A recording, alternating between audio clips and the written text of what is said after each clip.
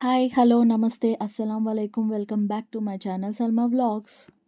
మీ ఇంట్లో కూరగాయలేం లేవా? ఏ వండాలని ఆలోచిస్తున్నారా? అయితే వచ్చేయండి, మంచి గోదావరోళ్ళ స్టైల్‌లో పప్పుచారు ఎలా చేయాలో చూపిస్తాను. ముందుగా కందిపప్పు నానబెట్టుకోవాలి. నేను ఇక్కడ టీ గ్లాస్‌తో కందిపప్పు నానబెట్టుకుంటున్నా, సరిపోతుంది నాకు. కందిపప్పుని వేసుకున్న తర్వాత దీంట్లో వాటర్ యాడ్ చేసుకొని, బాగా వాష్ చేసుకొని, మళ్ళీ వాటర్ యాడ్ చేసుకొని, కాసేపు ఒక అరగంట నానబెట్టుకోండి. ఇలా నానబెట్టుకోవడం వల్ల పప్పు అనేది త్వరగా ఉడికిపోతుందనమాట.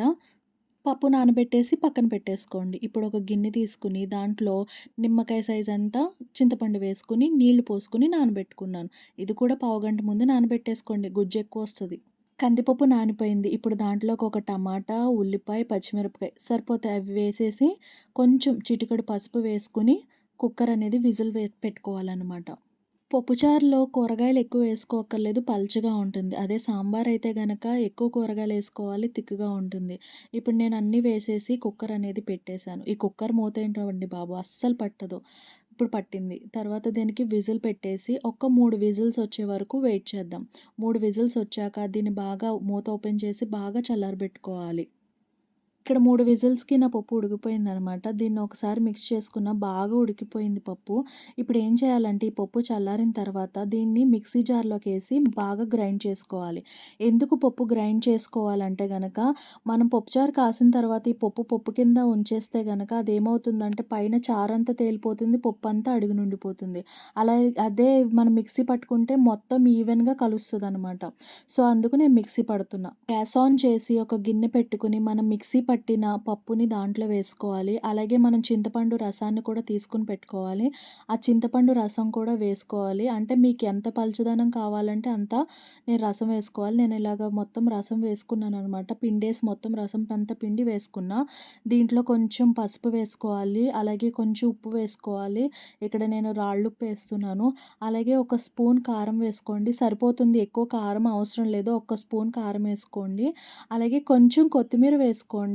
మంచి ఫ్లేవర్ వస్తదనమాట. కొత్తిమీర వేసి గ్యాస్ హైలో పెట్టి దీన్ని ఒక్కసారి మిక్స్ చేసుకొని లిడ్ క్లోజ్ చేసేస్తే సరిపోతుంది. అదే మరిగిపోతా ఉంటుంది. ఇప్పుడు పప్పుచారు తాలింపు పెట్టుకోవడానికి తాలింపు సరుకులు తీసుకుందాం. ఇక్కడ నేను జీలకర్ర, ఆవాలు, ఎండుమిర్చి, ధనియాలు, కొంచెం మెంతులు, అలాగే సోంపు, వాము తీసుకున్నా. వాము ఎందుకంటే పప్పు గ్యాస్ అవుతది కాబట్టి దానికి రిలీఫ్ ఇవ్వడానికి వాము తీసుకున్నా. అలాగే కరివేపాకు, ఉల్లిపాయ, దంచిన వెల్లుల్లిపాయ సరిపోతాయి. ఇప్పుడు మళ్ళీ గ్యాస్ ఆన్ చేసుకొని బాణీ పెట్టుకొని అది హీట్ అయిన తర్వాత దీంట్లో ఆయిల్ పోసుకోవాలి. ఆయిల్ పోసుకున్న తర్వాత ఆయిల్ కూడా మంచిగా హీట్ అవ్వాలి. హీట్ అయిన తర్వాత మనం ముందుగా దంచి పెట్టుకున్న వెల్లుల్లిపాయలని దాంట్లో వేసుకోవాలి. హై ఫ్లేమ్‌లోనే పెట్టుకోండి, కానీ మీడియంలో పెట్టుకోండి సరిపోతది. హై ఫ్లేమ్‌లో మాడిపోతాయి. తర్వాత కొంచెం ఆనియన్స్ కూడా కట్ చేసి పెట్టుకున్నాం కదా! ఆనియన్స్ కూడా వేసుకోవాలి. వేసుకొని బాగా ఫ్రై అయ్యే వరకు ఉండాలి. మిక్స్ చేసుకోండి ఇవి.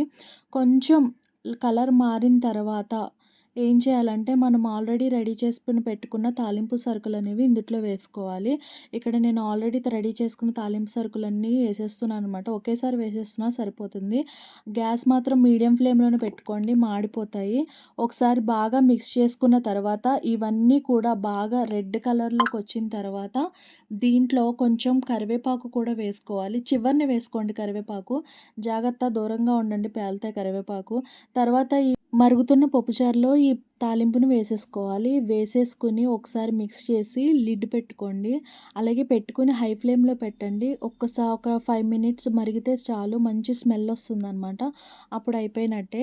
నేను ఒకసారి బాగా మిక్స్ చేసుకొని దీంట్లో ఇంకేమన్నా పడతాయా అని టేస్ట్ కూడా చేశాను. అన్నీ సరిపోయాయి, ఇంకేం పట్టవన్నమాట.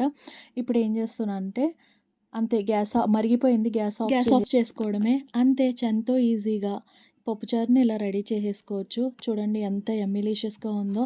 అంతేనండి ఈ వీడియో మీకు నచ్చినట్లయితే లైక్ చేయండి, షేర్ చేయండి, సబ్స్క్రైబ్ చేయండి. మళ్ళీ కలుస్తా. బాయ్.